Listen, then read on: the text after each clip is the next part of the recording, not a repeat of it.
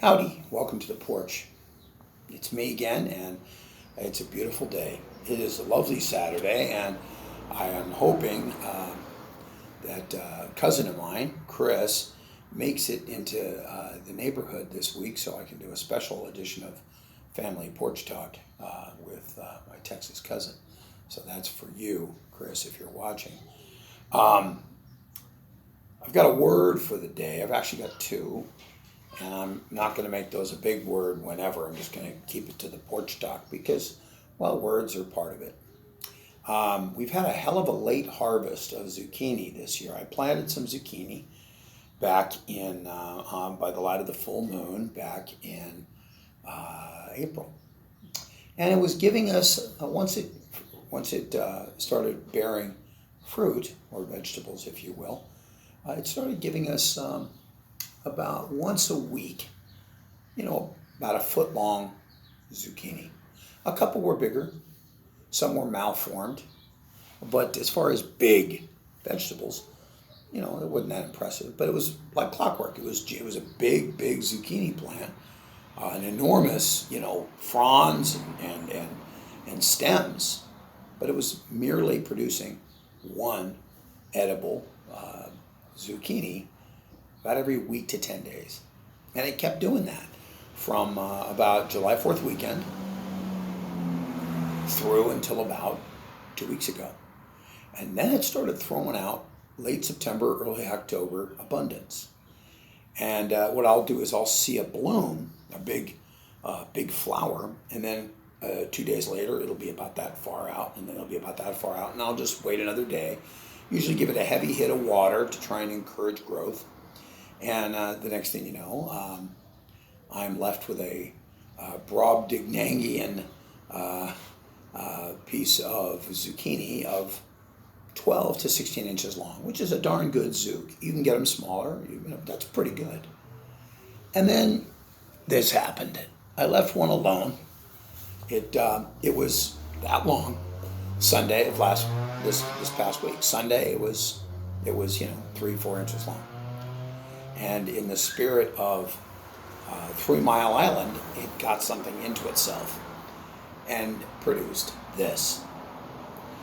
Now, I didn't measure this, but my eyes tell me this is damn near 2 feet long, and it's about almost 6 inches in diameter. I think it's about 5, actually.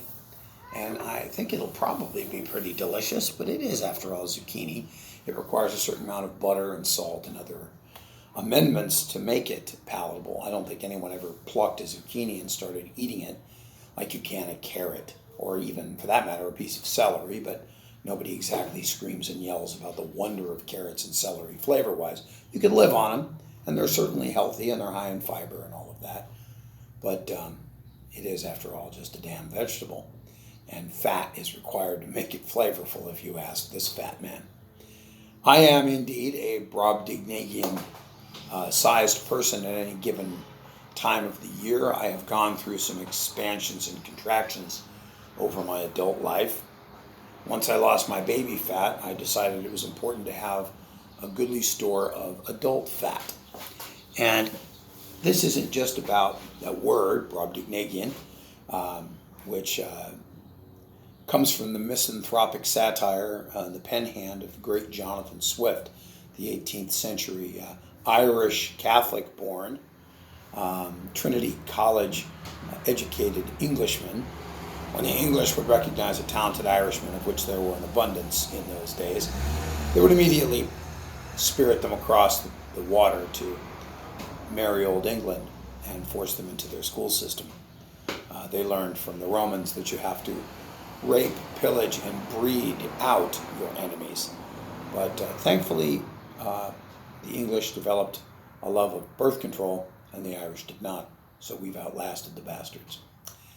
But be that as it may, Brobdingnagian though I may be, I'm on a current decline towards the potential Lilliputianness of my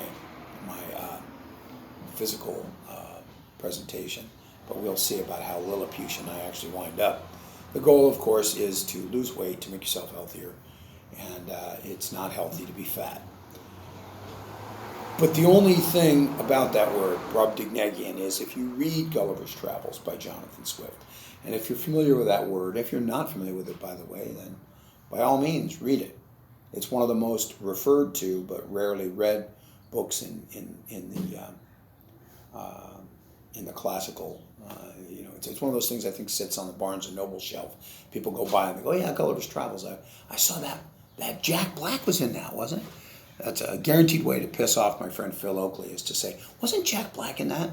And then you see the smoke start to come out of his ears, because truly there have been few people less talented than Jack Black, according to Phil Oakley. And Phil's right. Jack Black was funny when he was in Tenacious D. I don't think he's funny now, really.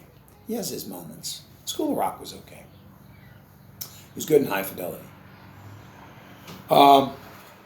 Anyway, Brobdingnagian is the word, and I've been thinking it's not just about size, physical size, or large zucchinis.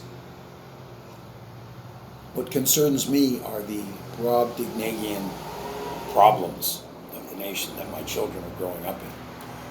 Not just the national debt, which is sizable, but the moral problems, which have become enormous, gargantuan,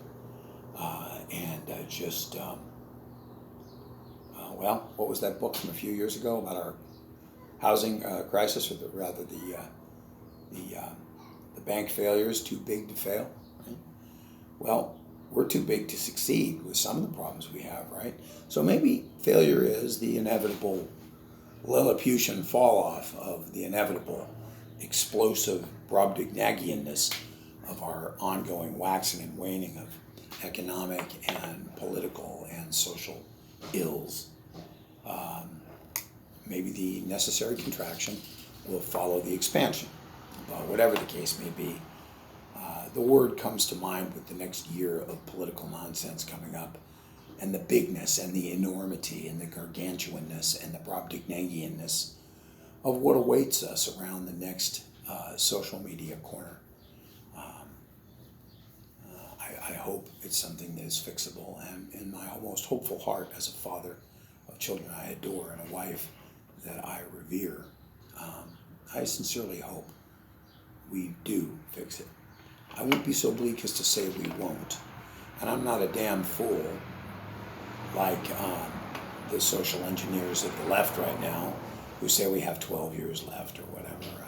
Their misanthropic disposition being what it is, the only thing they hate more than the church and the Republicans and white males and a few other entities that they don't understand because of their weakness of character.